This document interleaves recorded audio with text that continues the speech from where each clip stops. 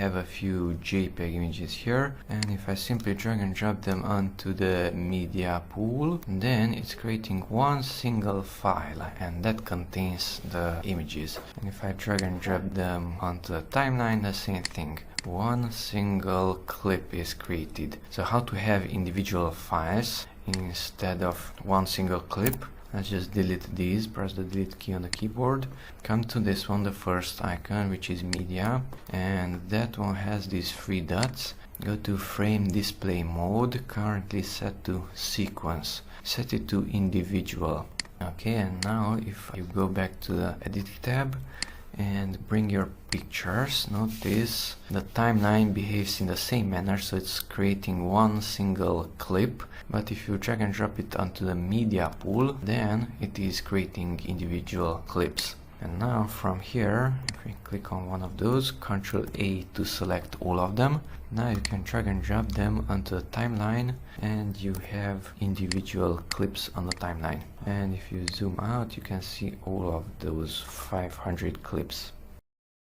Now if you want to import those pictures once again, and this time drop it onto the timeline, now notice it is one clip once again. Let's just delete the gap and zoom in. These are still images, as you can see nothing is changing, but this one has all the JPEGs inside. Now how to know which one is which inside the media pool?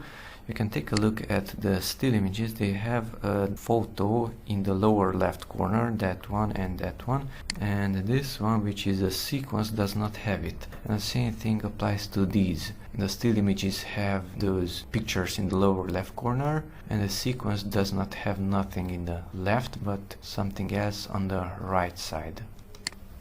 So that's a still image and that's a sequence. In the still image nothing is changing, and in the sequence it is changing. You can also modify the frame rate. So if you go here to the sequence, right click on it and go to clip attributes, and then there you can modify the frame rate. Let's set it to, let's say, 60 frames per second. Close it with OK. Now those are unusable, but the new one is shorter and it's usable. It's shorter because this one has more frames inside, and one frame is shorter. Here one frame is longer. The still images, the JPEGs, are usable, but the sequence was modified. That's why it's red. This one is set to 60 frames per second, but you have to modify the timeline frame rate also. Otherwise this will not have 60 frames per second.